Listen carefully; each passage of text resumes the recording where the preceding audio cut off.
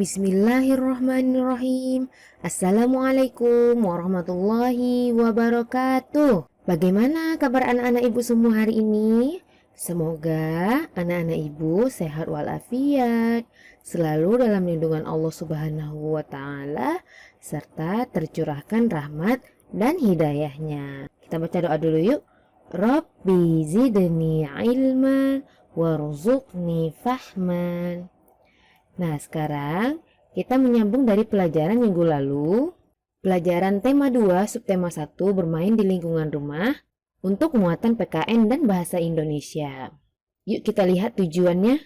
Untuk PKN, mengidentifikasi berbagai aturan yang berlaku di rumah, menyebutkan manfaat aturan dalam kehidupan sehari-hari di rumah, mengelompokkan berbagai hal yang tidak boleh dilakukan dalam kehidupan sehari-hari di rumah, dan menyebutkan akibat berperilaku yang tidak sesuai dengan aturan di rumah.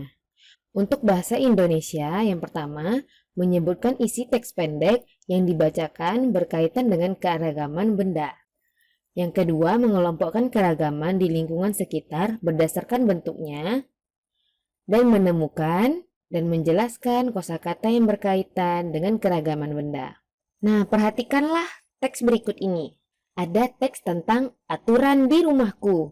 Pertama, dia bangun pagi pukul 5 pagi. Lalu merapikan tempat tidur. Terus sholat subuh di awal waktu. Setelah itu dia membaca Al-Quran atau murojaah, mengulangi hafalannya. Lalu mandi pagi dan merapikan diri. Setelah itu belajar dengan tekun. Terus minta izin orang tua bila bepergian. Bermain tidak boleh lupa waktu. Membantu orang tua, dan tidur pukul 21. Ini adalah contoh aturan di rumahku.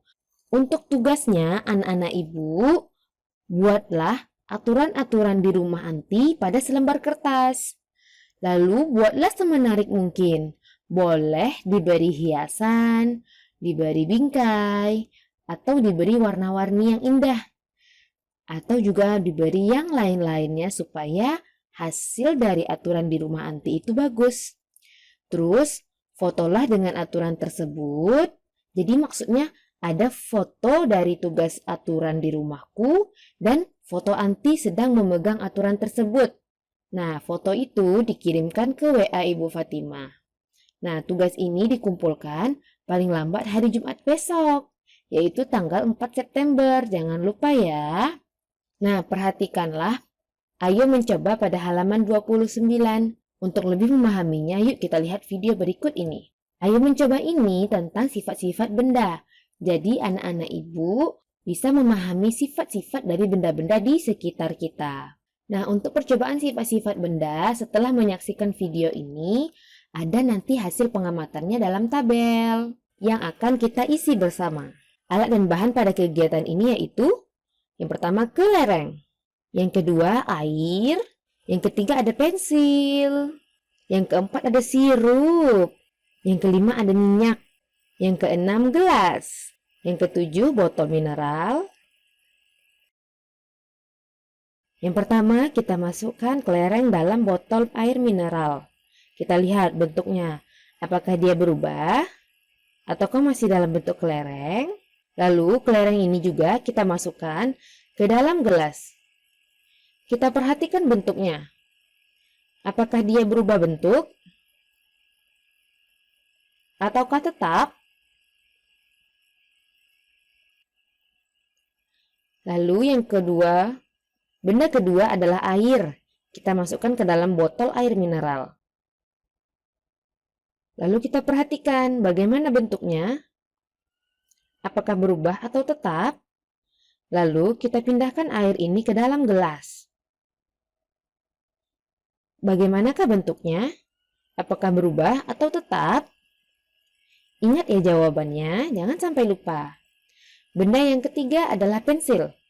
Pensil kita masukkan ke dalam botol air mineral. Kita lihat bagaimana bentuknya, apakah tetap atau berubah?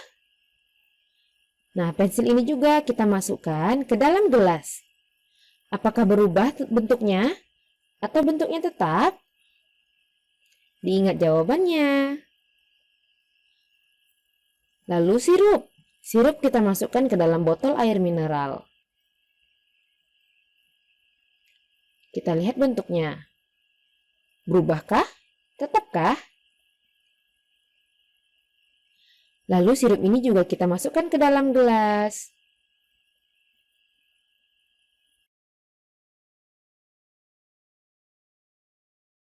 Berubahkah bentuknya?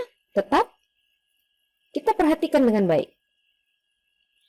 Lalu yang terakhir adalah minyak. Minyak kita masukkan ke dalam botol air mineral. Bagaimana bentuknya? Berubah? Tetap? Tetap mengikuti botol atau tidak? Lalu kita masukkan minyak goreng ke dalam gelas. Bagaimana bentuk minyak goreng? Apakah masih bentuk botol atau mengikuti bentuk gelas? Kita ingat jawabannya. Nah, untuk lebih memudahkannya, kita lihat tabel berikut ini. Pada pengamatan tadi, kita catat dalam hasil pengamatan. Tadi kan yang pertama bendanya ada kelereng, lalu air, lalu pensil, sirup, dan minyak. Apakah kelereng bentuknya tetap atau berubah? Ketika kelereng dimasukkan ke dalam botol air mineral dan juga gelas, bentuknya tetap. Bagaimana dengan air? Apakah bentuknya tetap atau berubah? Ketika air dimasukkan ke dalam botol air mineral, dia mengikuti bentuk dari wadah air mineral. Tapi ketika dimasukkan ke dalam gelas, dia juga mengikuti bentuk gelas. Berarti air ini mengalami perubahan. Dia mengalami berubah bentuk. Nah, bagaimana dengan pensil? Pada kedua wadah tadi, wadah botol air mineral dan juga wadah gelas, apakah dia berubah atau tetap? Ya, dia tetap bentuk pensil. Bagaimana dengan sirup? Sirup kan mirip dengan air, dia juga berubah-berubah bentuknya.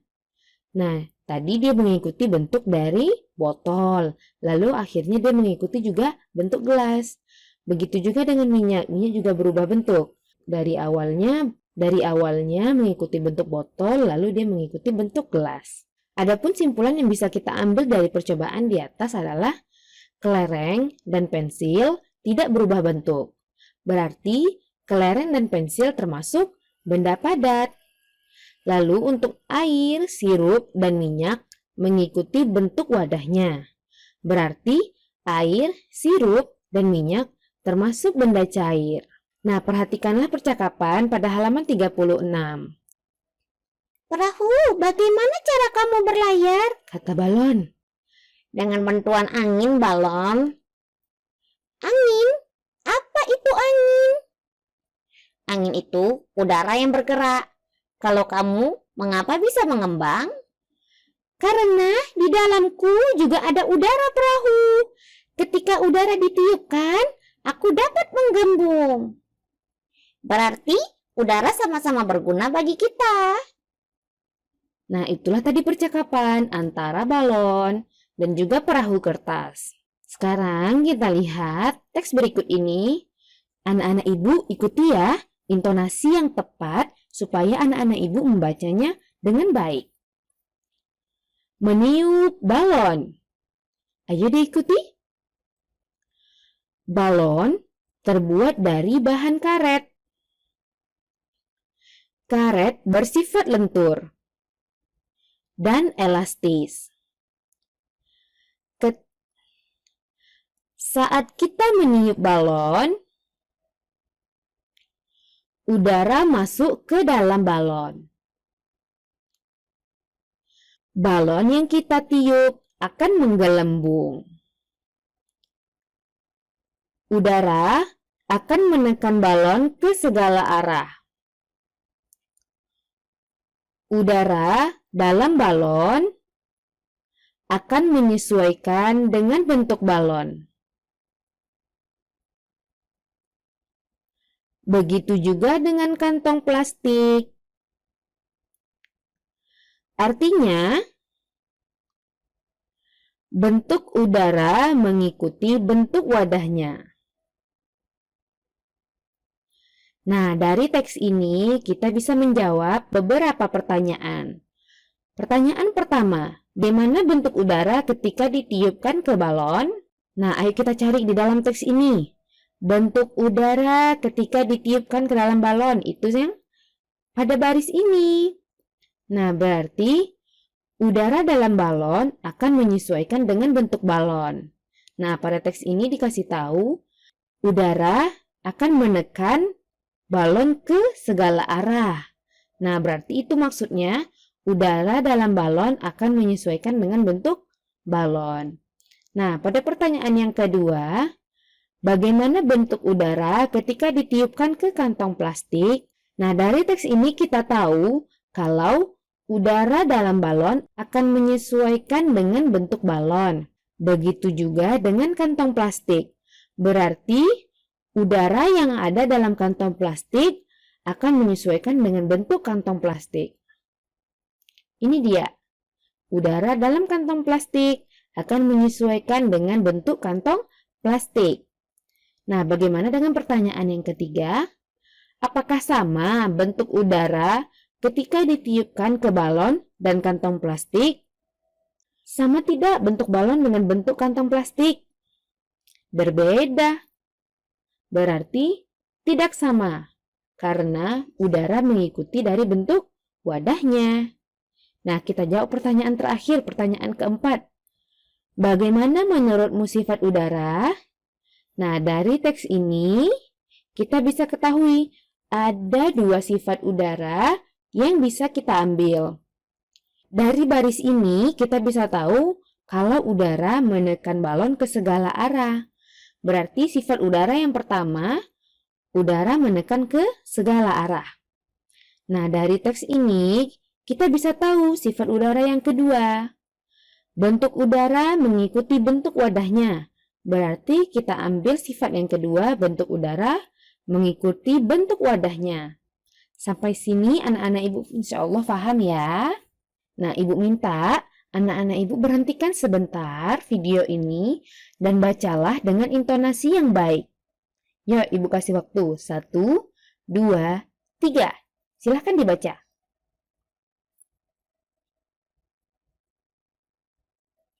Sudahkah dibaca? Dari teks ini kita tahu kalau wujud benda itu ada 3. Yang pertama, benda yang berwujud padat. Yang kedua, benda berwujud cair. Yang ketiga, benda berwujud gas. Sifat dari benda padat, benda ini memiliki bentuk dan ukuran yang tetap. Seperti contohnya kelereng, batu, dan pensil. Kita bisa tahu dari percobaan tadi, kalau kelereng dan pensil itu memiliki bentuk dan ukuran yang tetap. Nah, begitu juga dengan batu. Jadi nanti ketika anak-anak ibu melihat benda-benda di sekitar kita, bisa tahu, oh ini ukurannya tetap, bentuknya tetap. Berarti dia termasuk benda padat. Gitu, seperti gunting, seperti tempat nasi, sendok, nah dan benda-benda yang lainnya yang ada di sekitar kita. Lalu benda yang kedua adalah benda cair, wujudnya cair. Benda ini memiliki sifat, ukurannya tetap, tetapi bentuknya berubah-ubah sesuai dengan tempat atau wadahnya. Tadi kita percobaan, sirup di dalam botol mengikuti bentuk botol. Teh dalam gelas mengikuti bentuk gelas. Ukurannya sama. Ketika teh dalam gelas kita tuang ke dalam botol, ukurannya tetap. Tetapi bentuknya berubah mengikuti bentuk wadahnya. Air minum dalam cangkir. Nah, ketika air ini kita pindahkan ke dalam botol atau ke dalam gelas, ukurannya masih tetap. Tetapi bentuknya berubah. Nantinya ketika anak-anak ibu melihat kecap, melihat air kopi untuk Abi, terus melihat air di dalam bak mandi, melihat minyak goreng, dan lain-lainnya, bisa anak ibu ketahui kalau benda tersebut adalah benda cair. Terus benda yang ketiga adalah benda yang berwujud gas. Nah, benda ini memiliki ukuran dan bentuknya berubah-ubah sesuai dengan tempat atau wadahnya. Nah, tadi ada dalam teks kita tahu kalau Udara yang kita tiupkan ke dalam balon mengikuti bentuk balon, dan ukurannya mengikuti ukuran balon. Lalu, udara yang kita tiup dalam kantong plastik, bentuknya mengikuti bentuk plastik, dan ukurannya mengikuti ukuran plastik. Nantinya, ketika anak-anak ibu melihat udara yang dimasukkan ke dalam ban motor atau ban mobil, ukurannya, bentuknya juga mengikuti bentuk ban mobil. Nah, ini contohnya udara dalam balon, ban sepeda, dan kantong plastik yang ditiup. Ibu harap anak-anak ibu bisa mengetahui wujud dari benda-benda di sekitar anti. Ada benda yang berwujud padat, cair, dan juga gas. Nah, sampai sini pelajaran kita. Ibu ucapkan jazakumullahu khairan katsira. Kita tutup dengan doa kafaratul majlis ya. Subhanakallahumma wa bihamdika asyhadu an la ilaha illa anta astaghfiruka wa atubu ilaik. Assalamualaikum warahmatullahi wabarakatuh.